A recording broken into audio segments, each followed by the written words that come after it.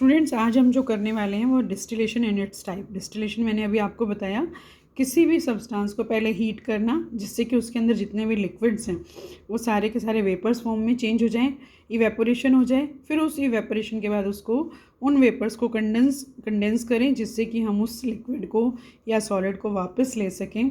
That is called the distillation and it is of 2 types, fractional distillation and simple distillation. ठीक है, 2 types हैं जो हम 1 bye 1 अभी करने वाले हैं। ओके, और इनके डायग्राम्स आपको खुद ड्रॉ करने हैं, मैं आपको भेज दूँगी। पहले हम करेंगे सिंपल डिस्टिलेशन। ठीक है, it is generally use for separating a liquid from a solution containing non volatile. Non volatile means जो वेपर्स में चेंज नहीं हो सकता, जिसके वेपर्स नहीं बन सकते। ठीक है, non volatile solute and to separate a mixture of 2 miscible liquids whose boiling points differ by more than 25 degree Celsius. या तो हम ऐसे सॉल्यूशन में से लिक्विड को सेपरेट करेंगे जिसके अंदर नॉन वोलेटाइल सॉल्यूट हो, या हम 2 मिक्सिबल लिक्विड्स में से सेपरेट करेंगे उसके कंपोनेंट्स को जिनका बॉइलिंग पॉइंट्स जो है, जिनके बॉइलिंग पॉइंट्स में लगभग 25 डिग्री सेल्सियस का डिफरेंस हो। मीन्स अगर हम उनको उबालने लगें, बॉयल करने लगें, तो उन दोनों जो हैं 25 डिग्री सेल्सियस के डिफरेंस पे बॉयल होना शुरू करें। ठीक है, separation of a liquid from A solution containing non volatile solute. पहले हम नॉन वोलेटाइल सॉल्यूट वाले का करेंगे, तो इसके लिए हमें क्या क्या चाहिए? Separation of water from aqueous solution of sodium chloride. Sodium chloride जो है सॉल्ट, कॉमन सॉल्ट, और उसको हमने वाटर में डिज़ोल्व कर दिया है। तो हम देखेंगे कि इन दोनों में जो है वाटर वेपर्स में चेंज हो सकता है, बट सॉल्ट जो है नॉन वोलेटाइल है। तो हम इस तरह से इसको सेपरेट करेंगे। इसके लिए हमें क्या क्या चाहिए? एक डिस्टिलेशन फ्लास्क चाहिए, that is the distillation flask. ठीक है, ये बर्नर है नीचे, ये डिस्टिलेशन फ्लास्क है बिल्कुल, और इसमें हम आगे लिबिग्स वाटर कंडेंसर, ये हमें एक कंडेंसर है जिसके अंदर से जो भी नॉन वोलेटाइल, जो भी वॉलेटाइल सब्सटेंस है उसको हम इसमें से पास करेंगे, तो वो यहाँ पे आके कंडेंस हो जाएगा, और कंडेंस होके ये वहाँ पे वापस चेंज हो जाएगा। एक थर्मामीटर चाहिए हमें, आयरन स्टैंड चाहिए, बर्नर चाहिए, ट्रीपोर्ट स्टैंड चाहिए, वायर गोज एंड वाटर। ठीक है, अब हम क्या करेंगे? सॉल्यूशन ऑफ सोडियम क्लोराइड और वाटर को इस डिस्टिलेशन फ्लास्क में डाल देंगे। ठीक है, और इसके साथ हम थर्मामीटर भी लगा देंगे जिससे कि हमें पता चले कि मेल्ट बॉइलिंग पॉइंट पहुंच गया है कि नहीं पहुंच गया। और इसके अंदर ये इस तरह से एक इन्वर्टेड पाइप लगा हुआ होता है, ट्यूब लगी हुई होती है, उसको बाद हम उसको कंडेंसर से कनेक्ट कर देंगे। कंडेंसर के बाद हम उस कंडेंसर को नीचे की तरफ स्लांटिंग लगाते हुए एक बीकर के अंदर, कॉनिकल फ्लास्क के अंदर फिक्स कर देंगे। Solution is now heated to evaporate water. फिर हम हीट करना शुरू करेंगे। A continuous flow of cold water is maintained in the condenser to condense the vapor into liquid। जब हमने इसको हीट करना शुरू किया था, इसमें वाटर और कॉमन सॉल्ट था, सोडियम क्लोराइड था, जिसमें हमने देखा कि धीरे धीरे वेपर्स बनने शुरू हुए, और ये वेपर्स यहाँ से होते हुए, कंडेंसर में से होते हुए कॉन्टीन्यूसली ड्रॉप वाइज जो है इसमें इकट्ठे होने शुरू हो गए। That is the water. Liquid को हम डिस्टिलेट कहेंगे जो यहाँ पे है, और is collected in the receiver. ठीक है, ये इस रिसीवर में कलेक्ट होना शुरू हो गया। तो इस तरह से हमने देखा कि सिंपल डिस्टिलेशन से वाटर और सोडियम क्लोराइड को हम सेपरेट कर सकते हैं। ठीक है, समझ में आ गया। अब हम separation of 2 miscible liquids by simple distillation, इसी तरह से हम 2 मिक्सिबल लिक्विड्स को भी सेपरेट कर सकते हैं। 2 मिक्सिबल लिक्विड्स है तो दोनों आपस में मिक्स हो जाएंगे, लेकिन उनको हम सेपरेट करने के लिए हमें क्या डिफरेंस होना चाहिए? मेनली उनका जो बॉइलिंग पॉइंट है उसमें 25 डिग्री सेल्सियस का डिफरेंस होना चाहिए। जैसे कि सपोज करो वाटर ले लिया हमने और एसीटोन ले लिया। वाटर का बॉइलिंग पॉइंट है 100 डिग्री सेल्सियस और एसीटोन का है 56 डिग्री सेल्सियस। जब हम इन दोनों को हीट करेंगे, इसी तरह से जब हम इन दोनों को इसमें डालेंगे, हीट करेंगे, क्योंकि एसीटोन का जो बॉइलिंग पॉइंट है वो कम है, तो वो जल्दी बॉयल हो जाएगा और जल्दी वेपर्स की फॉर्म में चेंज हो जाएगा, और वो इस तरह से कंडेंसर से होता हुआ यहाँ पे इकट्ठा हो जाएगा। ठीक है, तो वाटर जो है यहाँ पे यहीं पे रह जाएगा, वो वेपर्स में बाद में चेंज होगा। पहले एसीटोन चेंज हो जाएगा, पहले यहाँ पे एसीटोन चेंज होगा जब हम 2 मिक्सिबल लिक्विड्स को लेंगे, एसीटोन और वाटर लेंगे अब हम इसमें। तो अगर हम इसमें एसीटोन डालते हैं और वाटर डालते हैं तो एसीटोन जो है पहले वेपर्स के फॉर्म में चेंज होगा और वो कंडेंसर से होता हुआ यहाँ कलेक्ट हो जाएगा, और वाटर जो है क्योंकि बाद में ही वेपोरेट होना शुरू होएगा तो वाटर यहीं पे रह जाएगा। तो इस तरह से हम टू मिक्सेबल लिक्विड्स को भी सिंपल डिस्टिलेशन से सेपरेट कर सकते हैं।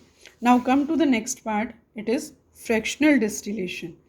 ठीक है, फ्रैक्शनल डिस्टिलेशन को हम कैसे कर सकते हैं? To separate a mixture of 2 और more miscible liquids for which the difference in boiling points is less than 25 degree Celsius. जैसे कि नाम से ही पता चल रहा है फ्रैक्शनल, फ्रैक्शनल मीन्स कुछ पार्ट्स में।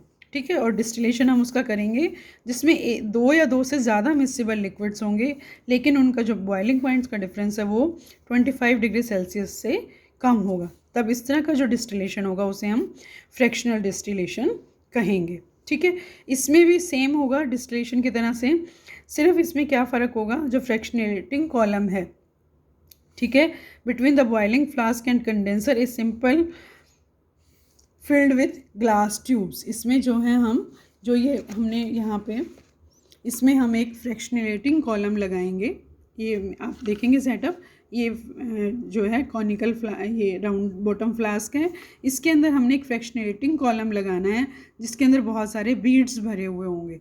ठीक है, एक थर्मामीटर लगाना है, उसके अंदर हमने एक ये कंडेंसर फिट करना है और ये हमने एक रिसीवर लगाना है। ठीक है, यहाँ पे जो ये बीड्स भरे हैं इनका क्या फ़ायदा है? The glass beads provide large surface area for hot vapour to cool and condense repeatedly. ठीक है, ये बीड्स क्या करेंगे, सरफेस एरिया को बढ़ा देंगे, इनके बीच में से होता हुआ जब वेपर निकलेगा तो वो जल्दी कूल हो जाएगा और कंडेंस जल्दी हो जाएगा और जल्दी जल्दी कंडेंस होता रहेगा। ठीक है, the fractionating column provides different temperature zones inside it. ये जो फ्रैक्शनेटिंग कॉलम है इसके अंदर डिफरेंट जोन्स होते हैं, टेम्परेचर जोन्स होते हैं। The highest temperature being at the bottom and the lowest temperature near the top of the column. जो चीज़ बहुत जल्दी उसमें चेंज होगी, हाईएस्ट जिसका ज़्यादा होगा वो यहाँ पे जल्दी से पहुँच जाएगी और जो लोअर होगी वो यहाँ पे लास्ट में पहुँचेगी। ठीक है, समझ में आ गया? जैसे सपोज करो हमने 4 चीज़ें डाली हैं, जिसका सबसे ज़्यादा बॉइलिंग पॉइंट कम होगा वो सबसे पहले यहाँ पहुँच जाएगी, और जो 4th नंबर पे होगा जिसका सबसे कम होगा वो लास्ट में यहाँ पे पहुँचेंगे, क्योंकि फ्रैक्शनेटिंग कॉलम है, पहले यहाँ जाएंगे, यहाँ के बाद ये कंडेंसर में पहुँचेंगे। तो हम लोग पहले देखेंगे अल्कोहल और इथेनॉल। ठीक है, mixture of alcohol and water can be separated from their mixture by fractional distillation. Alcohol और वाटर को, ये mixture of alcohol and water है जिसको हमने इसमें डाला है। ठीक है, तो अल्कोहल का जो बॉइलिंग पॉइंट है वो होता है 78 डिग्री सेल्सियस और वाटर का होता है 100 डिग्री सेल्सियस। ऑब्वियसली पहले अल्कोहल ही वेपर्स में चेंज होगा, हमने इसमें डाला है। ठीक है, alcohol and water are miscible with each other. ठीक है, and they form a solution. ठीक है, वो एक क्लियर सॉल्यूशन बना देते हैं। When this mixture is heated in distillation flask the vapour of both alcohol and water will rise and come in contact with the glass beads.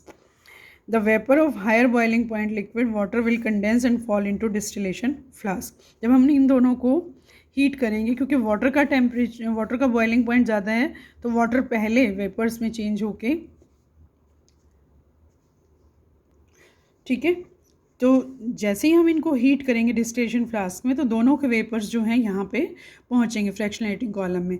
अब क्योंकि मैंने अभी बताया कि जिसका ज़्यादा वेपर बनने, जिसका ज़्यादा टेम्परेचर होगा वो यहाँ से पहले कंडेंस होना शुरू होएगा और वो कंडेंस होकर यहाँ से इधर आ जाएगा। जिसका बॉइलिंग पॉइंट कम होगा वो बाद में यहाँ तक पहुँचेगा इस फ्रैक्शनेटिंग कॉलम में और उसके बाद उसकी कंडेंसेशन स्टार्ट होगी।